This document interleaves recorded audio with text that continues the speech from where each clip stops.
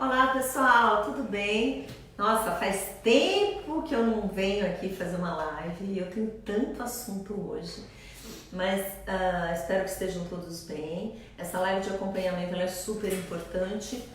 A última que eu fiz eu estava em Brasília, inclusive, porque foi justamente para aquela correria. Essas últimas semanas vocês sabem que têm sido bem difíceis, bem atribuladas, e eu vou trazer para vocês várias coisas que fizemos nesse período todo. A primeira coisa que eu tenho para contar é assim, vou fazer mais ou menos uma retrospectiva, né, do segundo semestre desses últimos meses. A reforma da Previdência foi para o Senado, então porque o pessoal ainda pergunta, como é que está a reforma da Previdência, como é que está essa história? Ela foi para o Senado e vocês sabem que o novo apresentou um destaque inicialmente para a inclusão de estados e municípios, que a gente acha que tem que ter inclusão, não pode fazer sem estados e municípios. Só para vocês terem ideia, tem muitos estados e municípios que eles já não pagam suas aposentadorias, já dividem, parcelam a perder de vista, já estão super atrasados. Então, assim, de nada adianta a gente falar, abrir o paciente que está com câncer em 3 lugares, tirar um só, né, e fechar do jeito que está, não adianta, porque então a gente tem que arrumar tudo. Só que solicitaram que a gente tirasse o nosso destaque e ficou acordado que tramitaria ser incluído lá no Senado. Então a gente está acompanhando o senador Tasso Gereissati fazendo essas coisas e estamos acompanhando para ver como é que retorna isso, porque realmente os estados e municípios precisam entrar na reforma da Previdência. O outro assunto que eu acho super importante comentar é a aprovação da medida provisória da liberdade econômica. Isso foi muito bacana também. Foi uma coisa que a gente sabe, a expectativa é da liberdade para o empreendedor, da liberdade para as pessoas poderem trabalhar, poderem fazer sem o peso desse Estado que não deixa a gente fazer nada. Essa é a grande questão que a gente defende, né? A liberdade, a escolha. Então, a gente ficou muito feliz esse dia quando foi aprovado. Só que a gente estava super feliz ali, agora eu vou entrar num assunto super desagradável. Que no dia que a gente estava super feliz ali, votando a medida provisória da liberdade econômica, todo mundo super feliz, enfiaram goela abaixo a lei de abuso de autoridade. Então tem uma coisa que eu queria esclarecer também.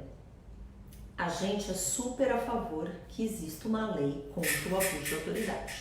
Ninguém discute isso, né? Todo poder, ele precisa ser regrado, lógico, isso é muito claro. Só que eu vou fazer o relato para vocês do que aconteceu aquele dia. Aquele dia, no plenário, a gente estava votando a medida provisória da liberdade econômica e tiraram da cartola esta lei de abuso de autoridade. E eu ainda pensei que fosse a lei de abuso de autoridade que tinha sido votada no Senado um pouco antes, mas não. Era uma lei de abuso de autoridade da outra legislatura. Não passou pela Câmara, porque já tinha, né, veio do Senado e tal. E eles tiraram da cartola, alguns líderes de alguns partidos resolveram que seria votado. A gente foi contra a urgência, a gente foi contra tudo. A forma que foi feita foi horrível. Vocês devem ter visto também aquela movimentação toda de coleta de assinatura. Eu fiquei que nem louca coletando assinatura. Fui levar as assinaturas lá na mesa do presidente Rodrigo Maia para pedir nominal, porque vocês sabem, para pedir nominal tem que ter no mínimo 31 deputados solicitando. Como o Novo tem 8, a gente juntou um Novo com outros parlamentares, o pessoal de cidadania, então a gente ficou coletando assinatura. E o presidente Rodrigo Maia não deu o nominal. Na hora a gente pediu verificação, muitos parlamentares levantaram a mão, muito mais que os 31, e o fato é que não deram. O que eu estou querendo discutir aqui não é a questão de discutir a lei de abuso de autoridade, porque a gente queria discutir. Só que isso tem que tramitar, isso tem que passar pelas comissões, isso tem que ser discutido. A gente tem que sugerir coisas. O Senado é uma casa legislativa, a Câmara dos Deputados é outra.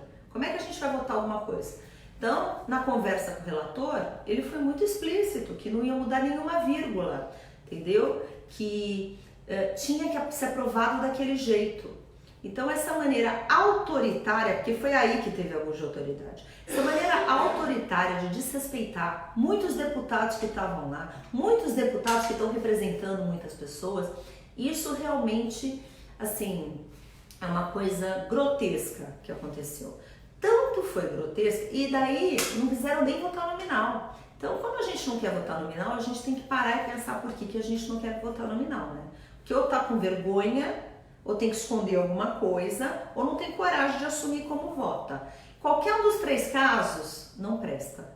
Sendo assim, vocês sabem que a gente recorreu dessa decisão, a gente foi pro STF, a gente recorreu para ter o direito, a gente deu até uma coletiva de imprensa, tudo, porque a gente acha que tem que ter independência dos poderes. Não é legal ir pro STF, ninguém aqui tá morrendo de orgulho, mas, deixando claro, até por causa da independência dos poderes, só que nós fomos cerceados. Aquilo ali foi um ataque à democracia e a gente precisava realmente fazer alguma coisa. Então nós fomos. O que foi muito bacana nesse processo todo? Muitos parlamentares de outros partidos chegavam assim para mim e falavam: eu também quero assinar, eu também estou muito incomodado. Então isso anima a gente. A gente fala: não é todo mundo igual. Tem muitos parlamentares de vários partidos que queriam que tivesse votação nominal. Chegou lá no STF, não preciso nem contar o que aconteceu com o ministro Gilmar Mendes. Nós fomos conversar com o ministro Gilmar Mendes, mas realmente foi negado, né? E a gente recorreu de novo. Que também vai ser negado, né, gente? A gente sabe como as coisas funcionam, infelizmente, mas o importante é a gente não desistir nunca. A gente tem que brigar pelo que a gente acha que não foi certo, a gente tem que realmente levar isso à frente. Bom, depois desse assunto, outras coisas que vimos de lá para cá foi a votação da LDO, vocês lembram? Lei de Diretrizes Orçamentárias. A grande discussão foi a questão do fundo eleitoral, o aumento do fundo eleitoral, vocês lembram disso? O fundo eleitoral é uma vergonha existir na nossa concepção. Ainda se ele fosse usado com justiça, com valores moderados para as campanhas, para fazer até inserção de pessoas na política, né, que não tenham acesso, condição, a conversa seria outra e a visão seria outra, mas não é o que acontece. A gente sabe que o dinheiro do fundo eleitoral é utilizado pelos dirigentes partidários que distribuem a verba da maneira que acha conveniente. E isso é um absurdo. Então tem gente que não ganha nada, tem gente que ganha uma querelinha, tem gente que ganha 2.500.000 reais para fazer uma campanha de deputado federal. Então isso realmente é uma perpetuação do poder dos mesmos, inclusive dos dirigentes, e a gente acha isso um absurdo. E feito com dinheiro público, com o teu dinheiro, com o meu dinheiro. Então, isso foi uma briga feia. No final, acabaram aprovando também de um jeito nada bacana, né, que colocaram uma porcentagem da receita corrente líquida e a coisa vai aumentando. Enfim, não foi bom. Isso está no Senado. Nós estamos mobilizando os senadores da Frente Ética contra a Corrupção e dos partidos que realmente trabalham por um país melhor, que isso existe, né? A gente está conversando com os senadores e está uma pressão grande lá para bloquear lá, porque o jeito que passou foi horrível, tá? Então esse é um assunto. Uma outra coisa que aconteceu, e vocês devem ter acompanhado, foi que o Novo, né, mais especificamente o mérito foi do Marcel, que identificou juntamente com a liderança diferenças de valores e tinha ali uma diferença de 671 milhões do fundo e isso também foi divulgado. O papel do deputado é fiscalizar, vocês sabem, muito mais. A gente brinca que todo mundo ali fica criando um monte de lei. A maioria das leis não servem para nada, ou são inúteis, ou só atrapalham a nossa vida, né? A gente via deputado bom devia ser aquele que revogasse lei, porque tem tanta lei que ninguém cumpre, tanta lei que não serve para nada, tanta lei que só atrapalha a vida. Então eu acho que a gente precisaria fazer uma coisa mais sucinta. E por que eu tô falando tudo isso? Porque a gente precisa fazer um trabalho para que tenha leis mais efetivas e não um monte de lei que não serve para nada. E muitas vezes os deputados são bem avaliados pelo número de leis que fazem, que são aprovadas, gente. Isso eu acho que é um critério que realmente a gente tem que rever. Outro assunto que eu acho bacana, tem alguma mensagem para mim? O que é isso aqui? Bastante gente. Ah, Maria, um monte de gente. Ah, tá vendo? Agora eu tô mais moderna, gente. Eu já tô pegando do celular, eu já tô olhando pessoas que estão fazendo comentários. Olha aqui, ó, tá vendo? Ó. Então, daqui a pouco vocês fazem perguntas, vocês deem uma selecionada. Mas, gente, boa noite, que bom que vocês estão. Esse horário é melhor, né? 11h09 da manhã, dificilmente alguém me acompanha. Então, toda vez que eu tô em São Paulo ainda, eu tô aqui no gabinete de São Paulo, eu vou dar preferência para esse horário, que daí dá para interagir com perguntas e tudo mais. A outra coisa que eu queria contar para vocês, a gente falou do fundão, da diferença, e tem uma coisa também que chocou todo mundo, que está todo mundo muito bravo, que foi aquela votação que teve na outra semana, que foi da lei dos partidos, do uso do fundo partidário. Vocês viram isso? É uma vergonha. Assim, ampliar o uso do fundo partidário dos partidos para fazer qualquer coisa, para construir sede, para pagar passagem, sei lá para quem, sei lá para quem. A gente abre aquela caixa, aquilo ali é um absurdo, porque quando a gente está falando de dinheiro público, o que a gente tem que pensar é que não se fosse dinheiro privado, sei lá, a Adriana está usando dinheiro próprio, a Maria está usando dinheiro próprio, ok. Mas quando a gente está falando de dinheiro público, faz sentido dar liberdade para gastar como quer? Eu acho isso um absurdo. Cada centavo tem que prestar conta. Cada centavo.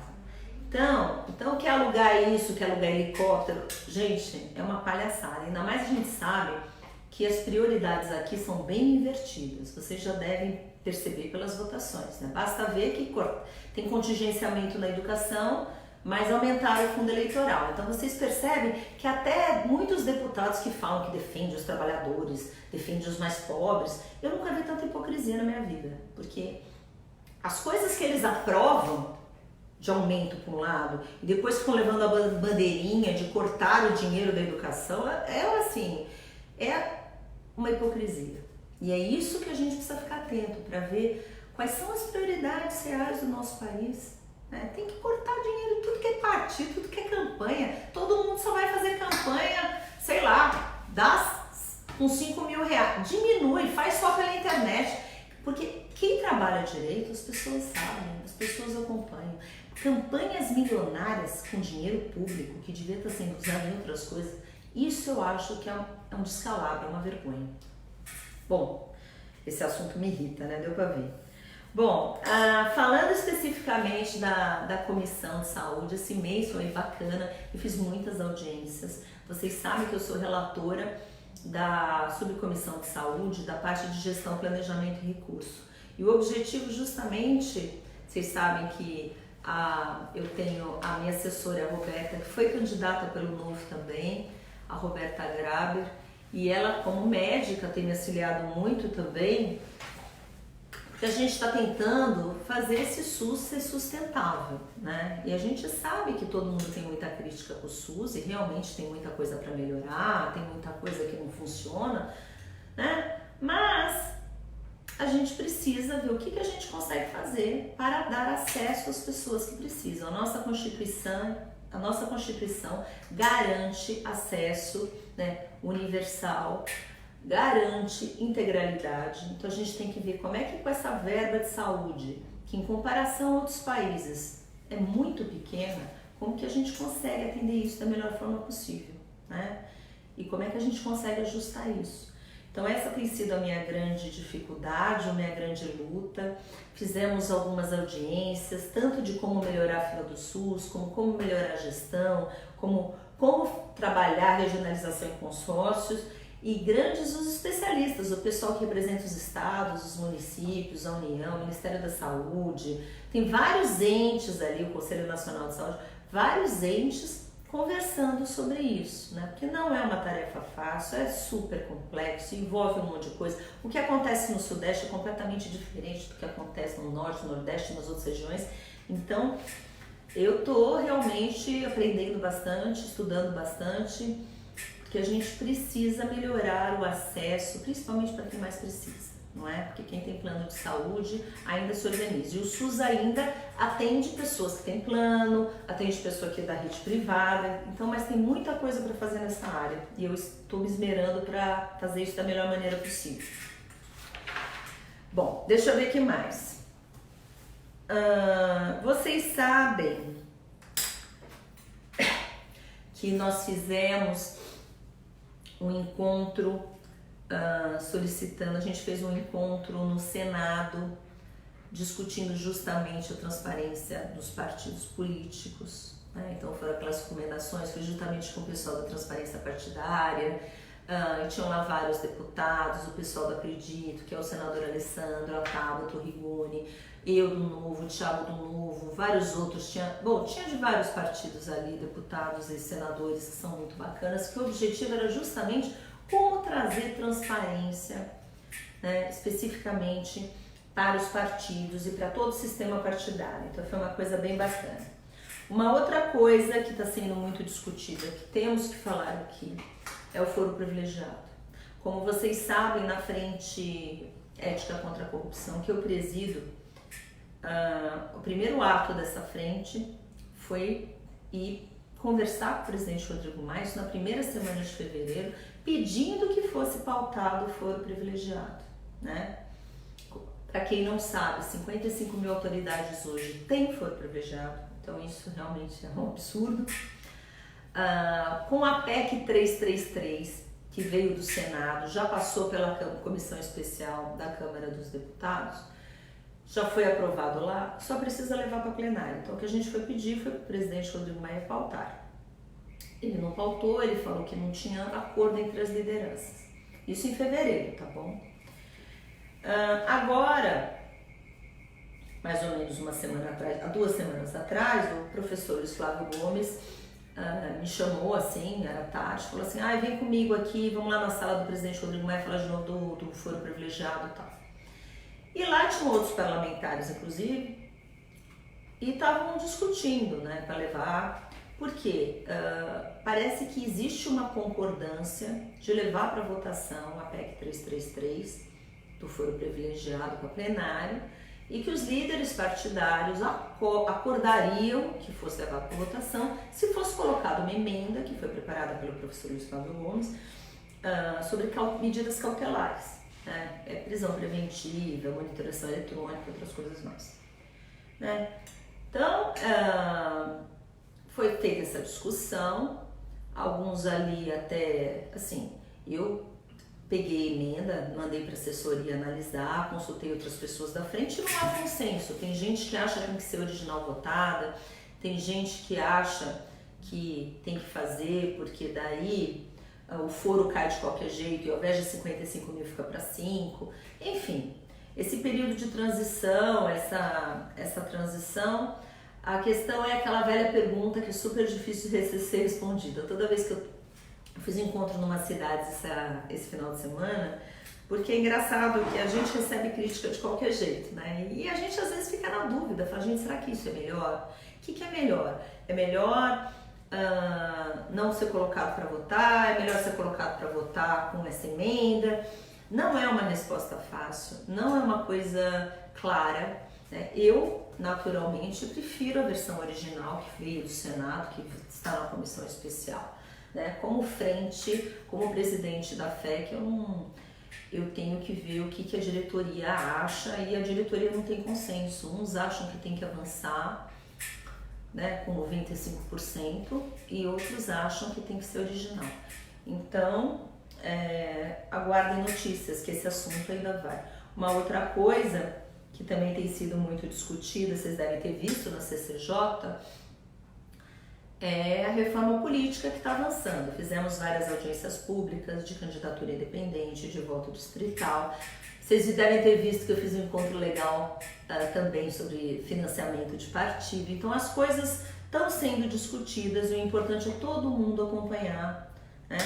Uma outra coisa bacana que aconteceu essa semana na Comissão de Educação é que está sendo discutido assim, CAPES, CNPq, os cortes na educação, os impactos nas bolsas de mestrado, de doutorado, de pesquisa. Isso é uma coisa muito grave, isso é uma coisa muito séria, que a gente está falando do futuro do nosso país. Nosso país só vai mudar com a educação, todo mundo sabe disso. Eu sou professora universitária, realmente educação para mim é alicerce de tudo, como para todos vocês. E todo mundo sabe que é só isso que realmente vai mudar, o investimento sério em educação, educação de base, oportunidade igual para todos, todo mundo tem que ter a mesma qualidade de ensino. Isso é o que eu sempre preguei.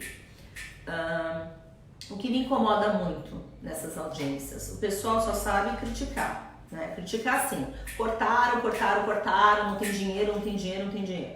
Ninguém busca soluções lá. Então isso é uma coisa que a gente precisa mudar o patamar. Eu sempre brinco, eu falo assim, quando a gente trabalha num lugar e perde um emprego, ou quando a gente tem várias fontes de renda e uma fonte seca, o que a gente tem que fazer? Enxugar, né? Orçamento doméstico. Nessa crise eu fiz isso na minha casa. A gente comia fora toda semana, a gente passou a comer fora quinzenal. Apertou mais um pouquinho, a gente começa a pagar fora mensal. Ao invés de ir pro restaurante que a gente adora, que vai faz tempo que custa mais caro, a gente começa a ir no bom e barato da Vejinha, que tem aquelas dicas todas, né? E você começa a procurar outras alternativas. É isso que a gente faz quando a gente está apertado, passando por um momento difícil. E não é só criticar. Então o que eu falei lá é assim, como que a gente vai adequar, né? Teve contingenciamento, e eu não estou fazendo isso para defender ninguém, nem governo, nem ninguém, porque teve contingenciamento nos últimos 15 anos, gente, até maiores que esse, né? Então agora, como está tudo polarizado, colocam assim um holofote enorme, mas não, a gente tem que brigar por mais verba na educação, sem sombra de dúvida, mas dado o contingenciamento, o que a gente vai priorizar? Eu não vejo o povo discutir isso. E é isso que a gente tem que discutir. Enquanto o dinheiro não aparece, enquanto as coisas não melhoram, o que a gente vai priorizar? A gente precisa priorizar isso. Tem coisa que a gente deixa no banho-maria, tem coisa que a gente corta, como qualquer orçamento. Isso é muito prático. Outra coisa, quais são os novos modelos que a gente tem que buscar? Essa é a pergunta. Como é que é financiado pesquisa e bolsa em outros países? Por que a gente não traz iniciativa privada para dentro? Por que a gente não busca outras formas de funcionar? Porque a gente tem que buscar solução. Ficar só falando e usar como palco para propaganda própria e eleitoral é irritante, gente. É perder tempo. Então, falta um pouco de pragmatismo. E o que mais me incomoda é a hipocrisia. Eu já falei isso aqui, falei lá no dia da comissão, que eu tava brava aquele dia também, porque eu não aguento a hipocrisia. O povo só sabe levantar a bandeirinha do eu amo a educação, eu amo a educação, brigar por causa de corte de bolsa de R$100, só que aprovaram bilhões para fazer campanha eleitoral deles mesmos. O que é isso? Que palhaçada é essa? Então vocês percebem? A gente precisa brigar com isso também, tá? Bom,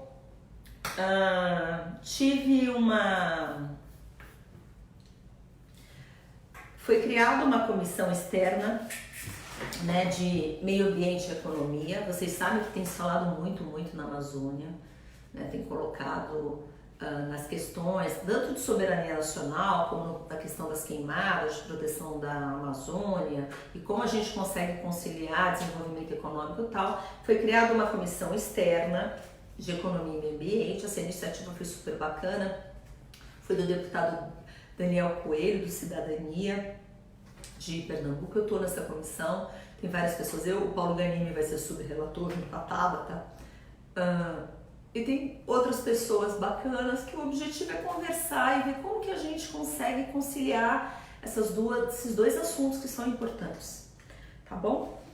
Deixa eu ver se tem mais alguma coisa. Tem pergunta aí, Betina? Vê lá, Paloma, se tem alguma pergunta bacana. O que eu tenho também para contar para vocês? Eu tô fazendo um programinha, né? Tô moderna. Tô fazendo um programinha que chama Encontro Legal. E a minha esperança é trazer... As duas últimas? Isso. Vou falar das emendas. Olha aqui o Gustavo. Oi, Gustavo, tudo bem? Na verdade, que ótimo. Gente, eu vou dar uma passeada aqui, porque tem umas perguntas aqui que eu acho que é bom eu explicar, que tá gerando confusão, né? Olha só, tem uma pergunta aqui da Maria de Fátima. Oi, Maria de Fátima. Tá falando assim, eu tava falando da PEC 333 do foro privilegiado, né? Essa emenda manteria o foro privilegiado para os políticos, não é isso? Não é isso. Inclusive saiu uma matéria do Estadão que eu achei horrorosa, assim, porque eu sei que tem muitos jornalistas sérios, eu nem tô falando foi distorcido. Quando você lia aquela matéria, parecia que tem gente se reunindo para discutir como proteger os bandidos dos políticos, e não foi isso. A reunião que eu participei estava pedindo para pautar o foro. A emenda que você está perguntando, Maria de Fátima, não mantém foro privilegiado do político. O foro cai para 55 mil e só 5 pessoas ficam. Com emenda ou sem emenda, não cai. O foro cai para todo mundo. Só 5 pessoas teriam, que é o presidente da República, o vice-presidente e os presidentes assim, do Senado, da Câmara e do STF. O que acontece com essa emenda é que, por exemplo, ela resguarda os políticos atuais e mesmo prefeitos e outras coisas de medidas cautelares. A gente está falando de preventiva, a gente está falando de monitoração eletrônica, flagrante e outras coisas mais. E aí, eu já pedi para a assessoria técnica, inclusive, esmiuçar um pouco mais, porque essa emenda, o professor Luiz Flávio, ele é jurista, ele que redigiu, mas cai em foro. Inclusive, eu liguei para o senador Álvaro Dias, que é autor da PEC 333, né? E ele falou, não, o foro cai, isso não mexe com o foro, cai para todo mundo. Então, isso foi ele que me falou, tá bom? Deixa eu ver o que mais. Eu acho que... mudar o regimento da casa, que estão falando aqui, porque o golpe, aspas, né, é sempre jogar na urgência, porque eu já contei para vocês como que um projeto é votado. É feita uma reunião semanal do Colégio de Líderes e lá eles definem o que vai ser votado. E muitas coisas que são definidas lá pelos líderes dos partidos, nem sempre está na pauta que estava designada, então às vezes as coisas chegam lá e foi porque foi combinado aquele dia à tarde, a gente nem sabe que vai votar. E o problema maior é ser urgência, porque a Câmara tem um funcionamento que as coisas passam pelas comissões, né? Pelas comissões específicas, CCJ e tal. Em cada comissão é discutido, é debatido, é votado. Quando é regime de urgência, vai direto para o plenário. Então, no caso da lei de abuso de autoridade, ninguém discutiu. Por quê? Entrou como urgência. Ninguém discutiu nada daquela lei. Muitos nem leram o que chegou. Porque chegou ali, goela abaixo, não deu nem tempo de ler. Então, vocês estão entendendo a gravidade disso? Isso é grave. Então, realmente, a gente precisa discutir esse regimento, discutir essa forma, porque está errado, tá? Bom, voltando aqui, eu estava falando do meu programa Encontro Legal. Eu tento trazer pessoas para dar informação. Então, eu fiz com o Roberto Liviano logo que teve a votação do abuso de autoridade, que ele é do Instituto Não Aceito Corrupção, e com a Mônica Rosenberg também, minha querida, que também para discutir a forma, o jeito. Uma outra coisa que eu fiz foi sobre financiamento político. Eu falei com uma pesquisadora da GV que fez um super trabalho, a Lara Mesquita. Vou trazer já combinei com a Lara que ela venha explicar pra gente os sistemas de voto, sabe? Vai falar de voto distrital, qual que é a diferença de distritão, de distrital, misto, puro, lista aberta, lista fechada, porque tudo isso está sendo discutido e é bom que vocês saibam do que está sendo falado, né? Pra gente, o que dá poder pra gente é informação, então é muito bom, eu tento trazer pessoas bacanas justamente para trazer informação. E a outra coisa, lancei um monte de vídeos que chama Por Dentro da Câmara, não sei se vocês viram, tá tudo no YouTube, dá uma olhada lá. São vídeos que explicam mais ou menos como é que é esse funcionamento lá da Câmara, que eu não sabia, eu acho que é legal, quem tiver interesse de saber como uma lei é aprovada, como é isso, dá uma olhada lá, tá bom, nos vídeos. E eu tenho mais 2 assuntos para falar, e daí a gente encerra a nossa live. Espera um pouquinho. Paloma, vai vendo aqui, ó, se você acha mais alguma pergunta específica enquanto eu conto. Eu lancei o edital das minhas emendas, tá? Então eu privilegiei, assim, os eixos do meu mandato. Vocês sabem que a missão do meu mandato realmente é melhorar a vida das pessoas que mais precisam. E então eu vou ter um foco muito grande na questão de dar acesso às pessoas que precisam. E eu acredito muito em telemedicina, em telesaúde, porque com pouco a gente dá acesso para quem não tem acesso. Então, tem emenda nesse sentido.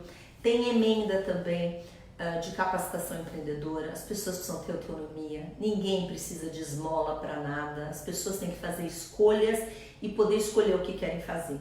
Então, vocês entrem no meu edital, é www.adrianaventura.com/emendas e apresentem seu projeto. O projeto vai até outubro, se eu não me engano é 11 de outubro, e aí a gente vai fazer a seleção para a destinação das emendas do próximo ano, gente, que esse ano vocês sabem que a gente não teve emenda, né? Ninguém teve emenda aqui do novo. Bom, e o último assunto, que é o assunto quente, enervante e que deixa qualquer pessoa irritada, é agora essa CPI, que a oposição coletou assinatura de meio mundo, né? Essa CPI que é uma afronta ao combate à corrupção, é uma afronta à Lava Jato e está direcionada justamente ao ministro da Justiça, né, e tudo mais. Bom, primeiro duas coisas, quero fazer um disclaimer aqui, antes que qualquer um fale, porque vocês viram, isso está rodando bastante, o deputado Alexis assinou, né, ele pensou que fosse uma coisa era outra, isso é comum lá, as pessoas pegam a gente no corredor e falam, isso daqui é por fake news, para ver comunicação, não sei o que, o Alexis assinou, ele já pediu a retirada de assinatura, aliás, não só ele, vários pediram a retirada de assinatura, né, porque as coisas às vezes não são tão claras como estão discutindo que não dá para tirar, que dá para tirar, mas enfim, o fato é que eu acho que tudo que é errado tem que ser investigado. Tem pessoas que falam assim, mesmo com essas comunicações de Moro, eu acho que tem que ser analisado sim, tem que ver se foi cometido algum abuso sim, né? Com respeito com a educação. Agora, palco, assim, eu acho um absurdo, tem muita gente ali que está sendo investigada, está sendo não sei o que, e dá para ver nitidamente que isso é um troco, é uma maneira agressiva, querer colocar o holofote no lugar errado, né? É a mesma hipocrisia que eu estava contando de gente que levanta a bandeirinha da educação, mas está preocupada em aumentar o valor do seu financiamento político. Então a gente precisa ter esse discernimento. Então eu realmente acho uma afronta essa CPI, principalmente porque a gente nunca viu um combate à corrupção como foi feito, nunca vimos tantas pessoas de tantos partidos diferentes, né? Tanto dinheiro recuperado, todo mundo tá vendo os bilhões que voltaram. Quando que a gente viu o bilhão voltar, gente? O que eu tô vendo é um monte de gente brigar para ver quem pega esse dinheiro. Mas então a gente tem que ter discernimento também para ver o que é certo, o que é querer em palco para se promover. Então, essa CPI essa semana vai dar o que falar, porque tem muito deputado, inclusive, que alega que não sabia o que estava assinando, que era uma coisa e era outra. Então vamos ver o que vai acontecer e como é que o presidente da casa vai proceder, tá bom? Acho que é isso. Tem pergunta aqui? Não? Queridos, desculpa a demora e a ausência, o tempo dessa live. Olha, acompanhe o mandato, dê uma olhada no edital das emendas, acompanhe os vídeos do Por Dentro da Câmara. No meu canal do YouTube a gente está jogando todos os vídeos lá, porque a gente sabe que é difícil acompanhar assim no dia a dia. Tá bom? Contem comigo. E continue mandando energia boa, tá bom? Energia boa, muita oração, muito tudo. Estaremos lá essa semana e eu mando notícias de lá, tá bom? Tchau, gente. Obrigada. Tchau, tchau.